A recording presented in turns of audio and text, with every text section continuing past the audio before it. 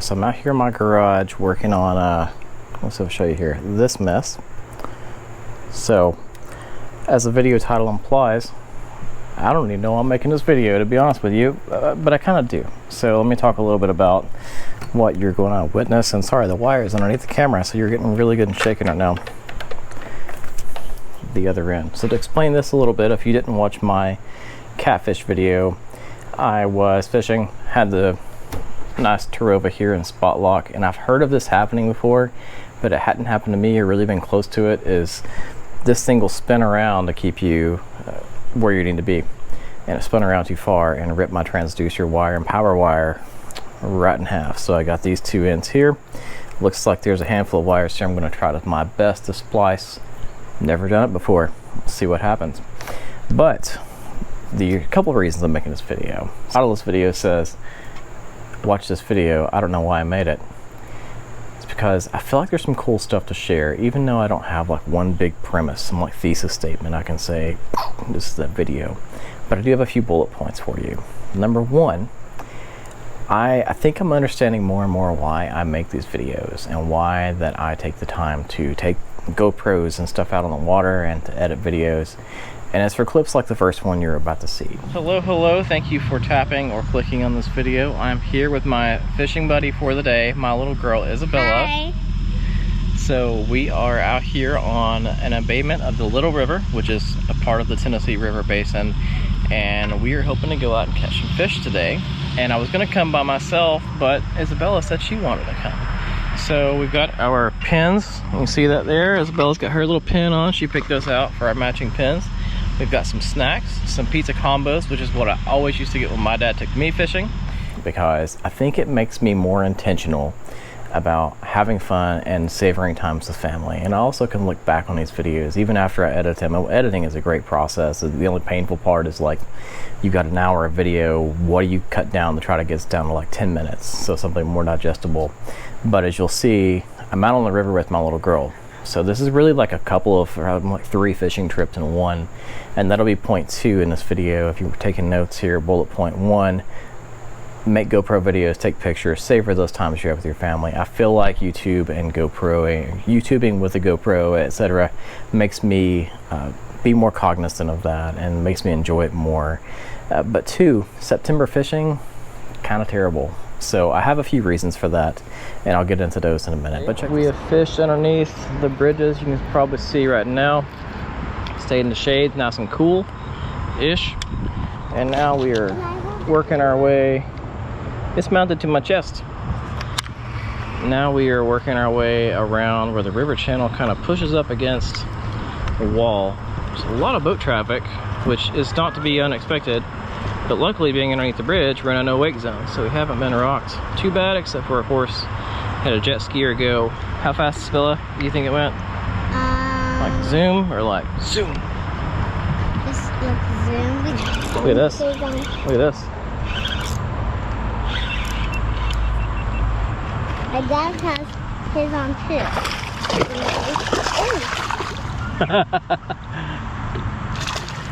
too. And your daddy caught fish. Yeah? A good one, too. Yeah. There we go. Man, I barely got him hooked. Okay, can I set it? Yeah. Look at him. Mwah. Thank you, fish. Can I? Yeah. Can I try to hold it? Yeah, let me get a picture of him. Hold him like that so it looks really big in a picture. Okay. He's got some little teethies there. You feel them? They won't hurt you.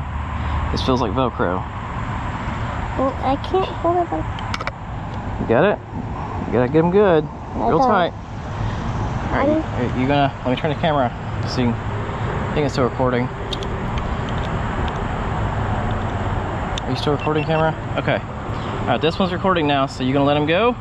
Yeah. 3, 2, 1. Ooh, you let him go really high.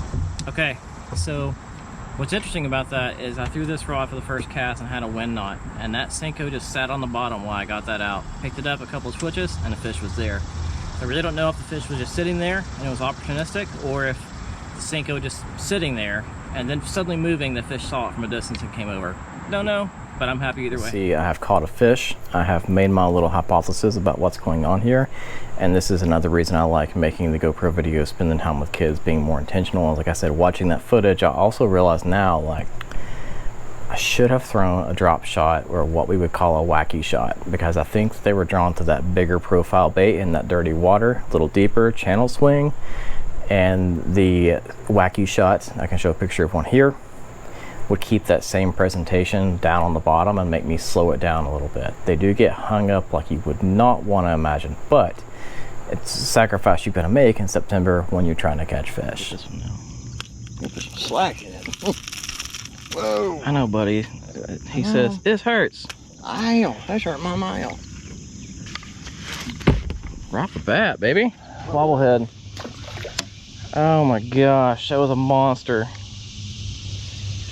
I was just yakking about power poles. One of those wobbleheads.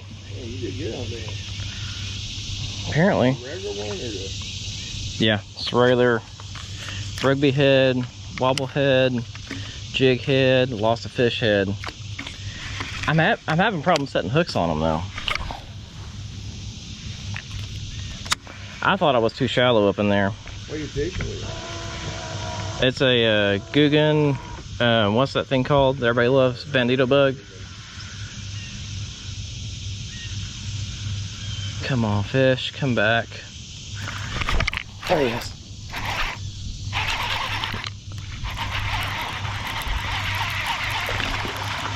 I think it's his little cousin. That other one was big.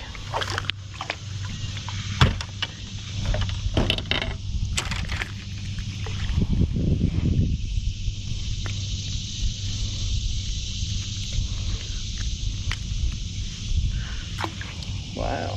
Further into my critiquing of myself, so now you're looking at, I've just missed a fish and then caught one on a wobblehead, and it's down this rock big boulder wall. And I have another video series coming out soon called Urban Fishing, and I take the kayak out to all these places just like right here in the vicinity of Knoxville. Sorry, my backdrop's terrible. This is where I'm working on this at. And basically what I found in that trip was that all the fish I caught were at the transition areas where riprap and big rocks kind of met that muddy nastiness that we have a lot of on the Tennessee River.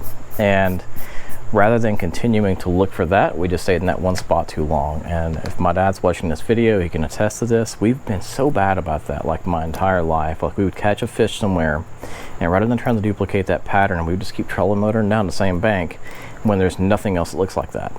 And we think that, okay, we figured out they're biting lure A on cover C, but we continue fishing lure A on like 5 different types of cover, and then we're like, why don't we catch any fish? Well, watching this video, it jumps out at me. I was like, we stayed there for a long time. The other clip you saw, I stayed in that one spot for way too long. I should have been moving down that bank. The last point here, and one of the reasons I'm making this video, is to talk to you all about a subject that's very near and dear to us bass fishermen's heart, and that is September fishing. I love September as a month. It's when things start to cool off a little bit. Football is going on. I love me some football. I am, as my channel implies, in Knoxville, so I'm a huge Tennessee fan. But September is a tough time of year to fish, and if you watching this video, you probably watch other YouTube fishing videos, and you probably have seen all these people that are way smarter than me tell you the reasons that September fishing is not that great. I'm here to tell you another thing that I think happens in September. 2 things really. I think it becomes harder to find the fish. I think they're still eating. I think it becomes harder to find the fish because if you fish in areas like we do around here, the lake is at its full pull right now. It's starting to go down some. So on my higher elevation reservoirs, Cherokee, Douglas, Norris, those kind of places, the water's coming down, and the fish are starting to pull out to like some secondary points and such. But some of those fish are still pushed up their shallow, like they're just hanging on to summer. And some of the fish are pulling out. And the problem is when you have a full lake is, first of all, you got a lot more water to cover. But secondly, when you start having that falling water, it seems like the fish just kind of scatter. Like it's hard to find one place where you've got a bunch of fish. So it's not like in other times of the year, especially in the winter, when you can find a school of fish. You catch a lot of isolated fish this time of year. A lot of junk fishing, a lot of you catch a fish on one lure and you don't catch anything else on that same lure that day. Makes it really tough. The other thing that happens is it's been warm all summer. And so what happens is basically the colder water is more dense. This is my hypothesis. It goes to the bottom all year. But as the nights get warmer, the whole water column, this cup of water you've got here, the water at the bottom is slowly getting warmer too. And I think by this time of year, the whole water column's warm.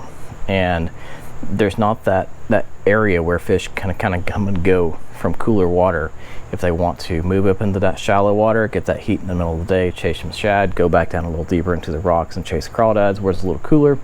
I think everything just kind of scatters because the water is the same temperature top to bottom. I'm not talking about 100 feet deep, but there's a certain level where the dissolved oxygen is no longer in the water. And I think from like those levels up, it's just a lot of the same temperature, and that makes it really hard to find those fish. The fix for this, if you've got a kayak or a john boat or a jet boat, is current.